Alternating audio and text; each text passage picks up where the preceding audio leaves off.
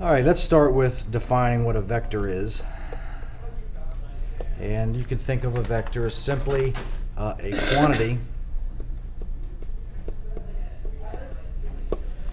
quantity that has a magnitude.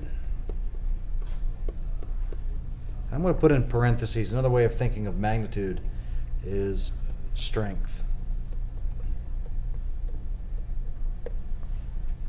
It's a quantity that has a magnitude, like it's a measure of strength, and also some measure of direction. So it has a direction and it has a weight. It has a direction and it also has some kind of scalar value associated with it. So vectors are simply denoted or symbolized with the use of array. So you have some starting point, and then you have some initial point and some final point, terminal point. So if you'd like to say that you have some force applying to some object, and you want to say that it's pulling that object in some direction, you just simply assign that vector some u value, and that u value ends up being the magnitude or the strength of that force. Now, it could be measured in pounds per square inch, could be measured in miles per hour. You have all kinds of units that you can associate with a vector. You could say that the object is traveling in that direction, the direction that the ray is pointing in, u miles per hour, if you'd like to. Now, the minute you define that ray as being vector u, some other things that you can do is draw a similar array in the same direction. Maybe it only has half the magnitude, and you could very well label this one, this is 1/2 u. Or if you wanted to denote the ray that is also u miles per hour or has a magnitude of u, but is going in the opposite direction, same length, you could call this negative u, meaning that still u magnitude, but it's going in the opposite direction, which is denoted by the negative sign. You could have 2u, 3u, you just multiply u, that length, times 2 or 3, giving you the corresponding vectors. Okay? Some other vocabulary that I've come across in the section. The Parallelogram Rule, which also talks to you about what a resultant is. You're about to learn something called what's known as the Parallelogram Rule with vectors, and it has to do with adding vectors together.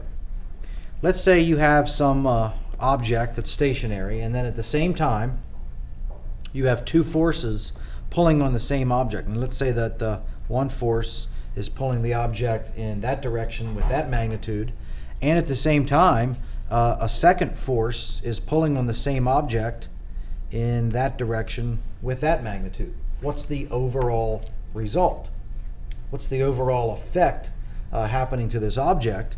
Well, if we complete the parallelogram, four-sided figure, right, opposite sides parallel, if you complete the parallelogram, which would look about something like this, very close to that.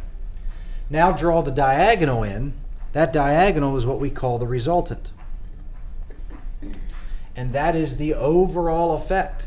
Meaning, if you apply force U and force, let's say, V, at the same time simultaneously on this object at S, then right here is the overall result. The object will go in that direction denoted by the red vector at the speed of, or with the force being U plus V. So you're starting to see how to add vectors together. And then we're going to get more technical with defining vectors with actually using points on the XY plane, and you'll see how the parallelogram rule still holds. Any questions so far? And it's the same thing. Cancel out both of those forces. You would just have the negative u plus v, and it would cancel out both of those other two. Say that again. Well, like your black and blue lines. Okay. So like if you drew the red line on the opposite side, like it was your negative u plus v, it would cancel out the forces of both of those. So Oh, absolutely. It's the same thing. Yep. You got it. Now, in algebraic interpretation, again, you have this initial point, and for the sake of this diagram, the initial point ends up being at the origin. And you have this vector that has some magnitude of u. This point right here would be labeled a comma b. There's your traditional coordinate plane x comma y notation as an ordered pair. Now we can call this vector using vector notation. It's the vector that starts at the origin and goes to that point a comma b. So when you see the pointed brackets, now you're referring to that actual vector.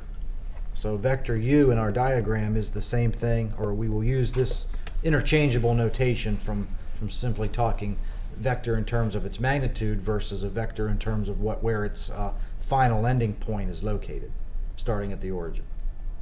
Okay? Other properties about vector u says that the magnitude of that vector is the same thing back when we were finding the radius of the not the radius, but maybe the hypotenuse or the distance from the 2 points. Simply by using the distance formula, that will get you the magnitude of that vector, or simply the length of, right, the segment from one point to the other. This looks like absolute value notation, and it is. But they're just trying to remind you, right, that magnitude of a vector will not be a negative number because you're measuring a length. So that's the notation that they use for the magnitude of a vector. Okay? And you're simply going to use square root of a squared plus b squared, square root of all of that to get that magnitude. And then also we have some angle theta involved. And again, another property that we remember from the past is that the tangent of that angle will be equal to b over a. B is your vertical component and a is your horizontal component, so that gives you the ability of coming up with that angle, which we'll do later on. So just some practice with our notation.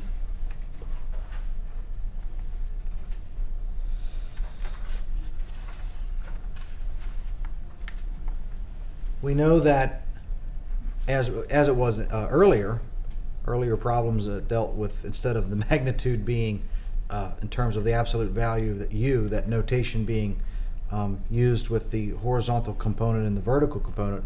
You guys remember with the law of sine and the law of cosine problems that we just got done talking about, we found out that actually it wasn't even called a.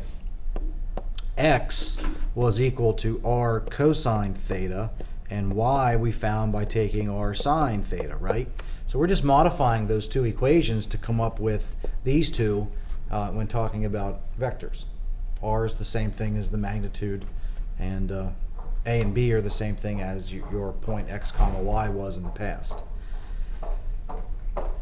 So our example says, using the two formulas in the above box, let's say you have a vector w that has magnitude 25 and the angle formed is 41.7 degrees. Write the notation, the algebraic notation, or what would the algebraic notation of that vector be? So we'll draw a quick picture. We're going to go out here some length of 25. And we know that this angle is 41.7 degrees. So let's come up with A and B. A would be the absolute value of 25 times the cosine of 41.7 degrees. And B would be the absolute value 25 times the sine of 41.7 degrees. And this time I'm going to make sure that my calculator is in degrees, because it burnt me last time. And it wasn't. Absolute value 25 is 25, so we'll simply take 25 times the cosine of 41.7 degrees, and that gives us an 18.67. And 25 times the sine of 18.67. Oh, I'm sorry. Got my angle wrong. 41.7.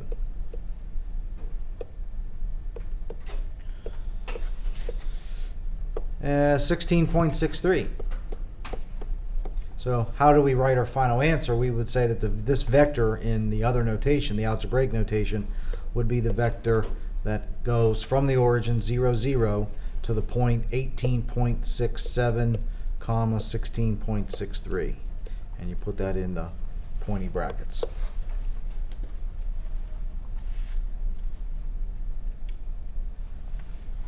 Any questions so far?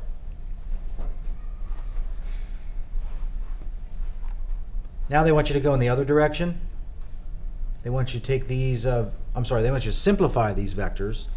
So here you have in the first case, vector u, vector v, there you have some special angles involved there. So they don't want you to use the calculator for the special angles. Give me the exact answer. So you'll have root 3s and root 2s and those solutions.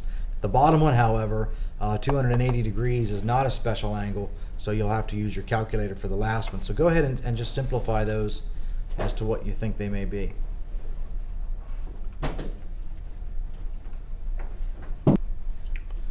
So for vector u, we would simply have 5 times cosine of 60, which is 1/2, comma 5 times the sine of 60, which is the square root of 3 over 2. So your final answer there for u will be 5/2, comma 5 root 3 over 2. For vector v, we have 2 times what? Cosine of 180 is -1, comma 2 times 0. So vector v would be -2, comma 0, right? And the last one, like I said, will require a calculator. So there you just ask it to evaluate cosine of 280 and the sine of 280 and take 6 times those values. And for vector w, I got 1.0419, comma -5.909. Agree? And again, you're just finding that terminal point where the vector stops when you're traveling from the origin. Anybody have any questions so far? I apologize, these are not that exciting at the moment.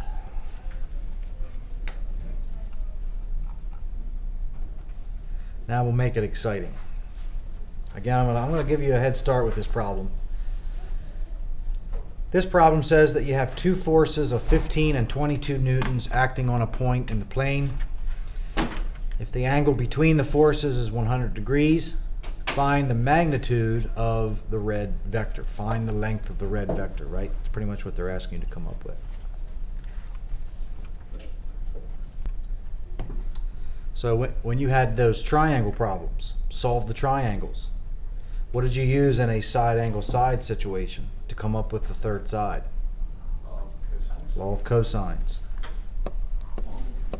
So actually, you technically would write this as absolute value of v, or the magnitude of v squared, is equal to 15 squared plus 22 squared minus 2 times 15 times 22 times the cosine 80 degrees.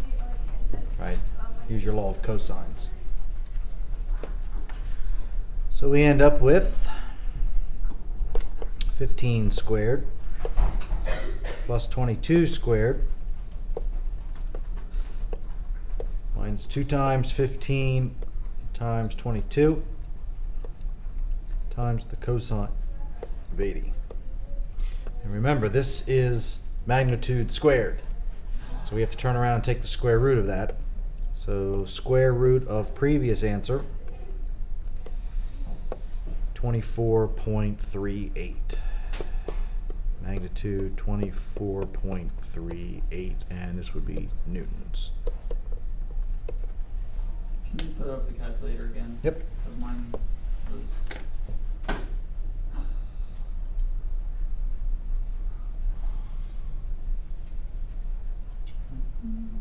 Everything okay, Jen?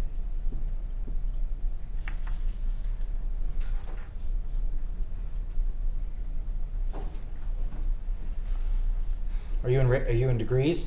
Yeah, I got a totally ballistic answer first.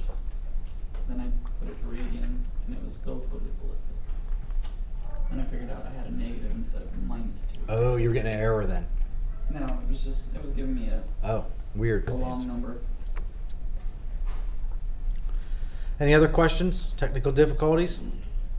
Now you might be given one of these problems and you'd have to use the law of sines, right? You could use either one for these types of problems. Okay, what can we do with vectors in terms of arithmetic with vectors?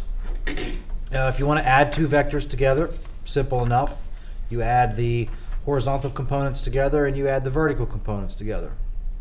You can multiply a vector by some scalar multiple, which you saw earlier, right? If you have already defined what vector u was in terms of magnitude, 3u would be just simply 3 times u. So again, here's your vector. If you want to multiply it by 3 or 1/2 or by some constant, you simply multiply each component by k. If vector A is defined as being a sub 1 comma a sub 2, then negative a, meaning same magnitude but you're going in the opposite direction, you simply negate both components. And finally, when we want to subtract two vectors, your textbook would like for you to think of it as you're simply adding the opposite of the second vector. I'm telling you, hey, just go right from beginning to end. Just subtract the vertical components and subtract the horizontal components. Okay? Now you should see the parallelogram rule in effect when we go over the next couple of problems. So I'm giving you vector u is -2 comma 1. Vector v is 4 comma 3. And let's take a look at A. What would be u plus v? Well, according to the above rule, u plus v, I simply add the two horizontal components together. 4 plus -2 gives me 2. And 3 plus 1 gives me 4. And look what happens now when you draw that vector in. Where is 2, 4? Well, I'm going to go over 2. I'm going to go up 4. Right about there. And you can see that that vector would be the diagonal of that parallelogram if you would complete the parallelogram, which is what u plus v would give you.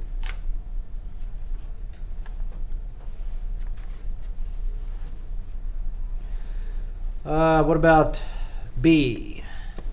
This was A. B, -2u, simply means we're going to take -2 times vector u, which is -2, 1. And you know that you simply multiply each component by -2, giving us +4, -2.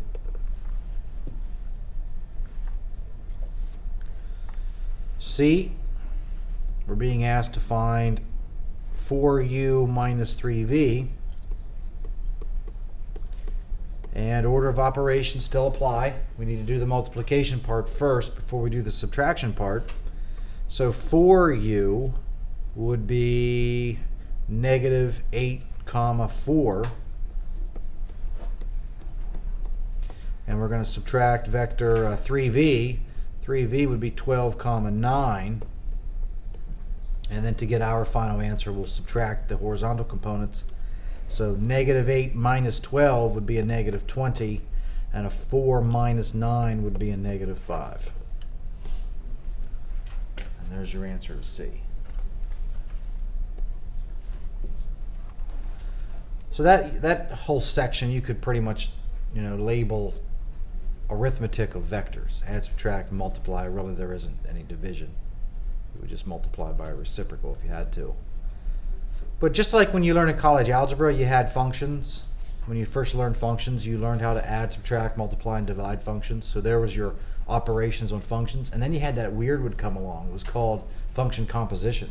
F circle g of x, g circle f of x.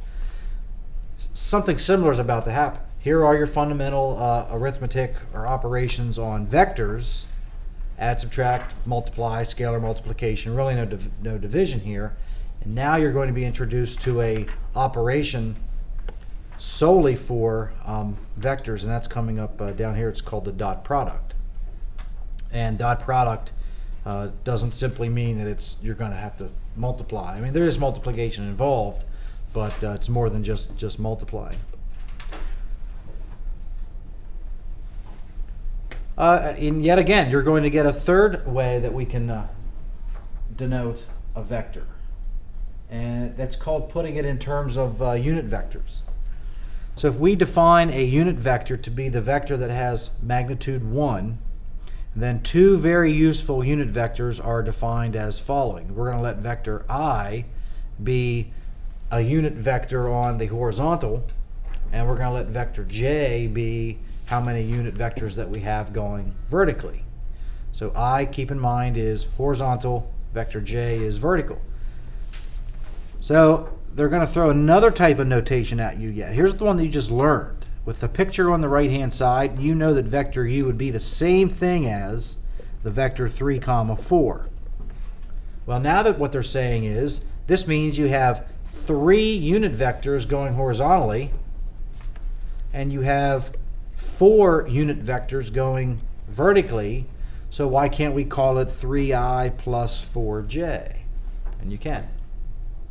Now, why in the world would you want to add yet another type of vector notation to the section? Remember what I told you earlier about not being able to graph on the xy plane complex numbers, right? Later on, when we start thinking complex numbers can be written the same way as what a vector can be written, remember that a complex number looks like a plus bi. Maybe we can modify the xy grid. We'll treat the x-axis as the real axis. We'll treat the y-axis as the imaginary axis. And it's going to give us a method for graphing complex numbers on the real number plane, which is pretty bizarre later on. That's why they want you to be thinking this notation right now. 3i plus 4j. So these two are interchangeable. You might see a vector written one way, or you might see it written another way.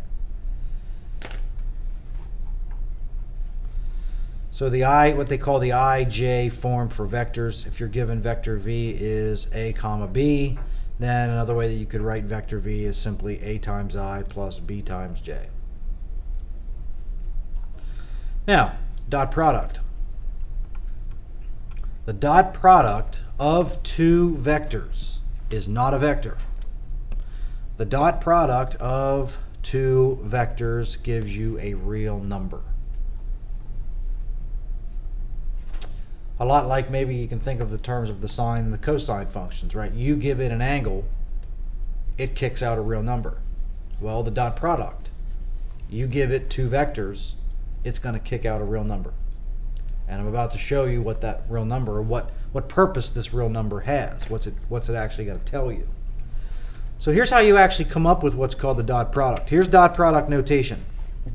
When you see vector u dot vector v, that means find me the dot product of those two vectors, and here's how it's found. You'll take a times c plus b times d. And then that's going to give you a number. It's either going to be a positive real number, a negative real number, or in some cases it ends up being 0.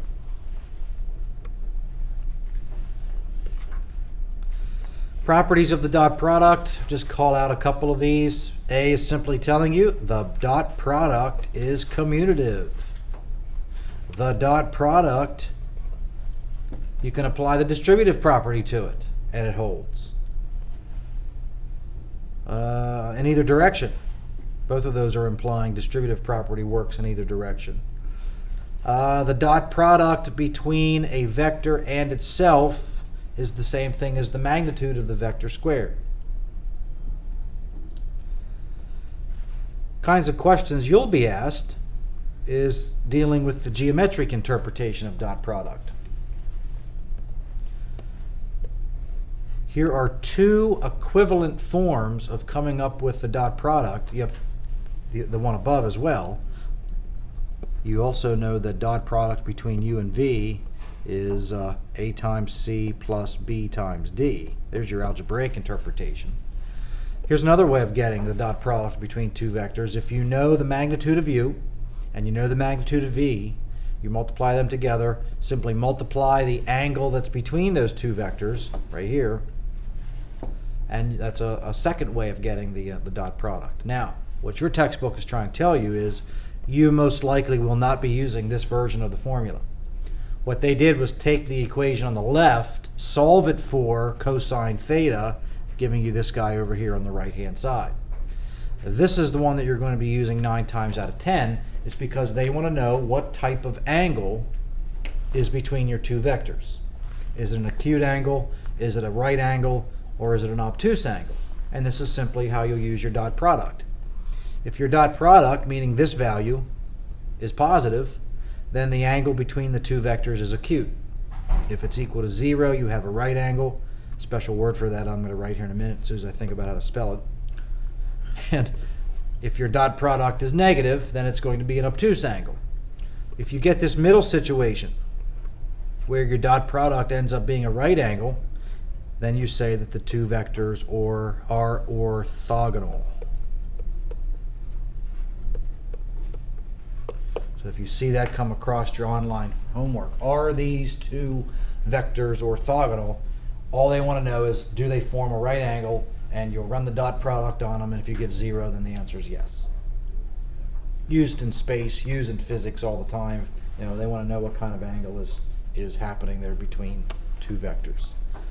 So our two examples say find the dot product. So take a look at the first one, letter A. This dot product would be equal to 2 times 4 plus 3 times negative 1, and that's going to be an 8 plus negative 3, or a 5. So what's that telling you? Dot product is a positive real number. You'll say that, or if asked, right, then there's an acute angle being formed between those two vectors. What happens with B? We would get a 6 times negative 2 plus 4 times 3. What's that give us? 0. So there's your case where those two vectors would form a right angle and you'd have an orthogonal situation. Now look at B, actually C. Here they would actually like to know what is the angle. How many degrees is the angle between these two vectors? And now you'll go up and use this guy right here. You know that the cosine of this angle theta is equal to magnitude of u times magnitude of v. Oops, that's denominator. My apologies. Numerator is the dot product. U times v over magnitude of u times magnitude of v.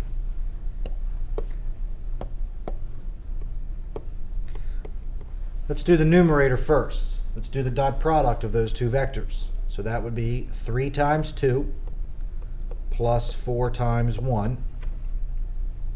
And can you come up with the magnitudes of these two vectors in your head? Look at that first vector u. 3, 4. What would the hypotenuse be? 5. Yeah, just keep thinking right triangles again. So the magnitude of u ends up being 5. And what about the next one? Think about a right triangle, horizontal and vertical components are 1 and 2. What would the hypotenuse be? Well, 2 squared is 4. 1 squared is 1. That gives you 5. So that would be square root of 5.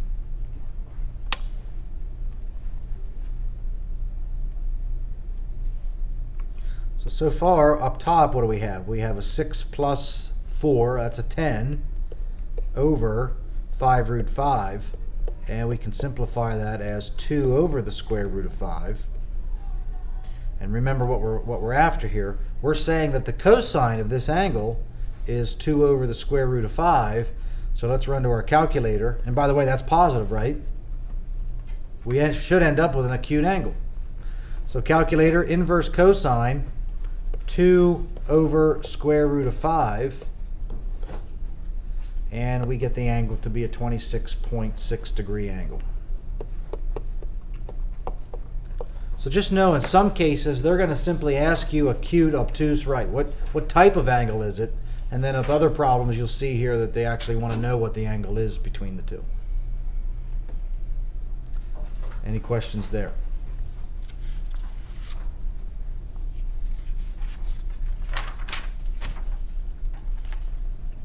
Okay.